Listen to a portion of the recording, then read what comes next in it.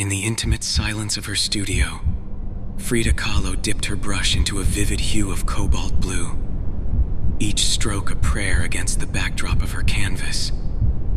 "My painting carries me to another world, Diego," she murmured to her absent lover's portrait, suspended above her easel. But what if that world should carry me away?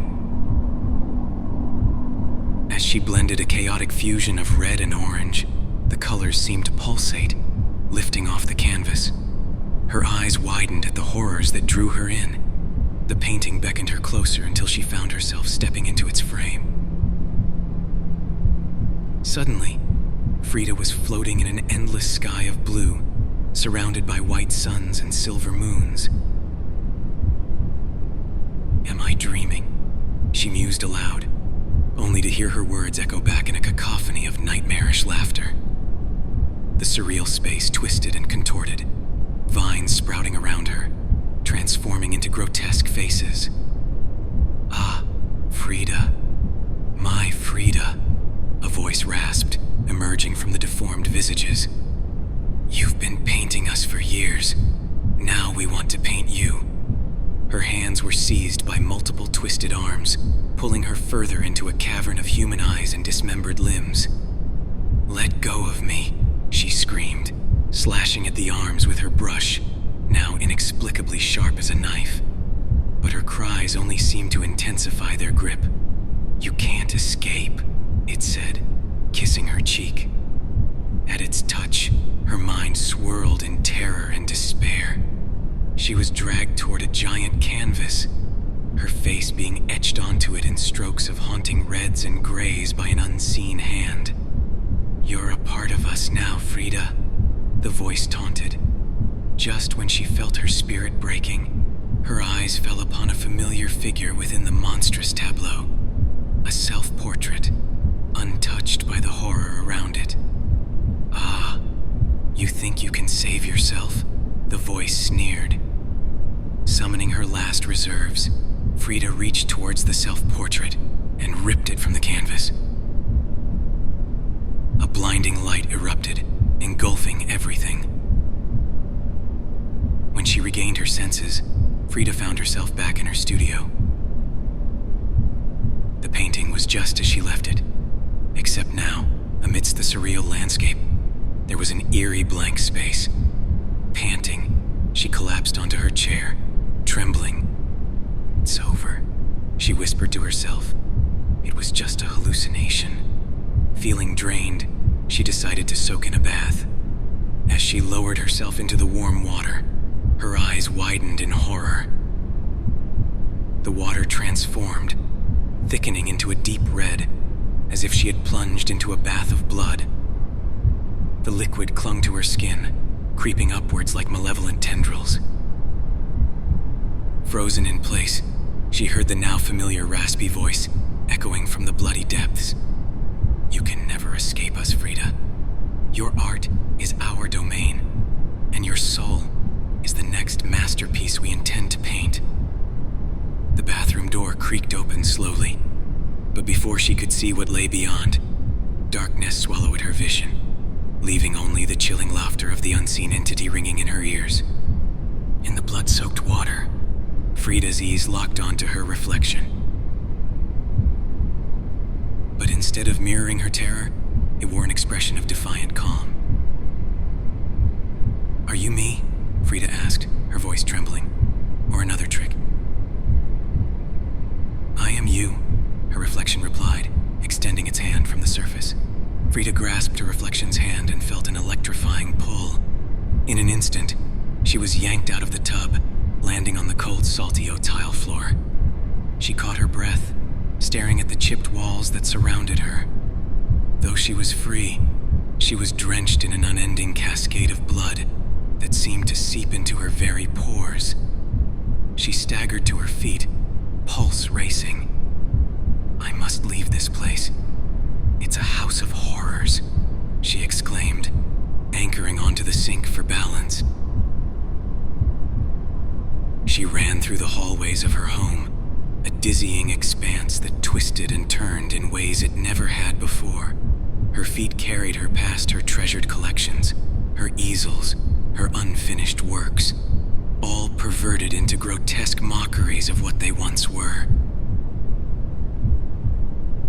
As she raced, she began to notice that all of her self-portraits, once gateways to her soul, had melted into roaring fires that consumed their wooden frames.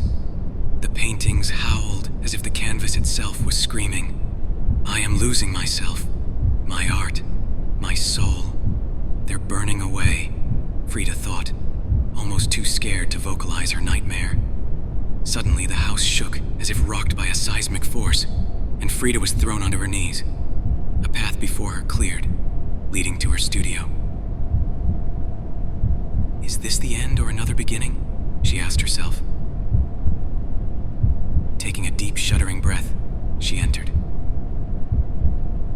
What greeted her was not her sanctuary, but a garden of otherworldly beauty. A field of marigolds surrounded a lone, enormous tree, its branches adorned with vibrant petals. Standing next to it was a woman cloaked in elegance, a plate of sun-aged bone fused to her face that fanned like a crown and exposed her jagged teeth. "Santa Muerte," Frida whispered, keeping her distance. "Ah, Frida, your heart is a garden of pain and beauty. How would you like to immortalize it?" Santa Muerte spoke softly, plucking a flower that emerged straight from Frida's own heart, now visibly beating outside her chest. Frida felt a painful tug, but it was different from the torment she'd been through. This was a pain she understood, one that had been with her since her earliest memories. "What are you saying?" she asked. "I offer you a choice," Santa Muerte replied, placing the plucked flower into the soil beside the tree. "You can remain here, your pain fertilizing this garden for all eternity, or you can go back to the chaos that awaits you, both in this realm and others." "Every time I return, I'm plunged back into this nightmarish world," Frida cried. "You cannot leave this body in torment. You must be at peace, wherever you call home, wherever you call hell," Santa Muerte said. Frida stared at the flower, now a part of something larger, yet still profoundly lonely. She remembered her lifelong struggle with pain, physical and emotional. Just as she was about to answer, she heard a guttural roar echoing from the world she'd left, a sonic wave that even Santa Muerte seemed to regard with caution. The tree shook violently, its roots surfacing like monstrous snakes. Frida stepped away in awe. "Ah, seems like you're not the only one who wants a piece of your heart," Santa Muerte said, her eyes twinkling with anticipation. Frida looked back and forth between the goddess and the trembling tree. "Who? What is that?" La Muerte leaned in, whispering. "The beastly things you create, Frida, are not content to live only in your paintings." Frida's heart, still outside her chest, throbbed painfully as a monstrous shadow loomed over the celestial garden, ready to claim her. She was at the precipice of an even deeper abyss, a choice that carried the weight of eternal consequence. And so, Frida Kahlo stood suspended between realms, her fate teetering on the edge of an inscrutable darkness. Santa Muerte's eyes narrowed, her ethereal glow flickering as she studied Frida. "To escape this place and return to your realm, you must make a pact with the old ways. Your life began with the family tree where your umbilical cord was buried. It's time to return. Carve your name into its bark," she continued, "and allow the Jerusalem crickets to feast on the blood that has drenched your soul. Their cries will ring in your ears like a sea of newborns. Do not shield your ears. Embrace them in totality. Only then will the circle be complete." A swirl of marigolds filled the air, their petals weaving a tunnel through reality. As quickly as she'd arrived in this surrealist nightmare, Frida was thrust back into the corporeal world. The vivid memories of the celestial garden and Santa Muerte's haunting visage remained, as if painted on the canvas of her mind. She found herself standing in the dusty yard of her childhood home, the ancient family tree before her, gnarled and towering as ever. "I remember you," she whispered, pulling a small pocket knife from her dress. She felt the grooves and striations of the bark, thick and rigid. The action felt automatic, as though her hands were guided by a force beyond herself. With a trembling hand, she carved Frida into the bark, each stroke releasing a perfume of ancestral earth. Her name etched into the skin of the tree. She felt an eerie calm wash over her. Then, from the dark crevices of the earth, Jerusalem crickets began to emerge, their heads spilling mounds of dirt outward as they were born. Their shrieks came soon after. She plopped the pocket knife into the earth and held her breath as they approached. She dared not shield her ears, as much as she prayed she could. In the moonlight, their bodies were like polished amber, and their eyes gleamed with an unsettling intelligence. The crickets had the heads of infants, wailing infants that screeched for eternity. Slowly, almost reverently, they climbed up her legs and began to feast on the residual blood that still clung to her. Frida watched, fascinated and horrified, as the crickets consumed what was left of her otherworldly ordeal. The crimson blood that was leaching into her pores was finally stripped of her being. When the last drop was consumed, the Jerusalem crickets retreated, burrowing back into the earth as mysteriously as they had appeared. When the final child's head burrowed into the earth, Frida felt a jolt like an electric shock surge through her body. She blinked and found herself lying on a street, staring at the trolley that had just collided with her, an accident that had shattered her spine. Paramedics were rushing toward her, their voices a jumble of panicked words. But among the chaos, Frida felt different. She wasn't stronger. If anything, she felt more broken than ever before. "How could this be?" she cried, but the words never escaped past her lips. She couldn't speak. She couldn't move. She was a mind imprisoned in twisted bones and ruptured flesh. As she was lifted onto a stretcher, her eyes met those of a passing woman, her face a macabre of skull makeup. No words were exchanged. She closed her eyes as the ambulance doors shut, taking her back to a world of hospitals, surgeries, and endless pain. Lying in her bed, Frida felt as if her body had become a prison. Every day was the same as every morning.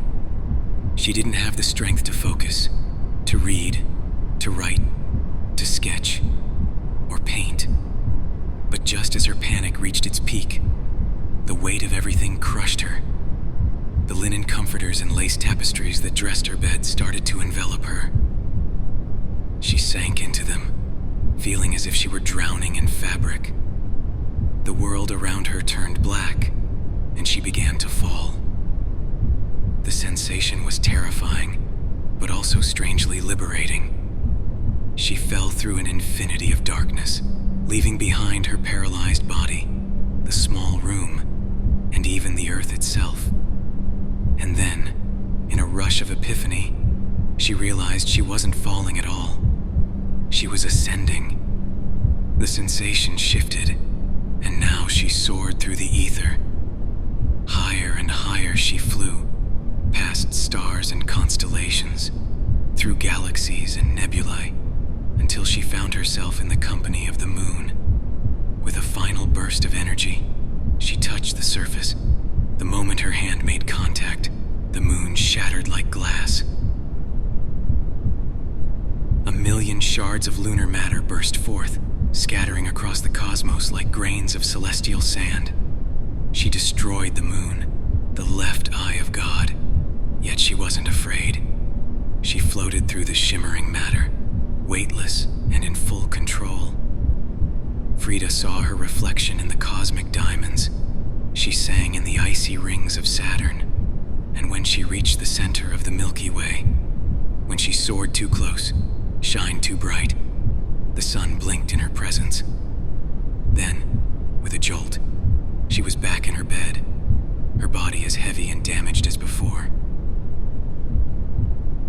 Though she was back in her mortal coil, trapped in a broken body and confined to a bed, Frida Kahlo had touched the heavens and broken them. And in that realization, she found the strength to face whatever came next, be it in this world or another. In hell, Frida Kahlo finally found peace.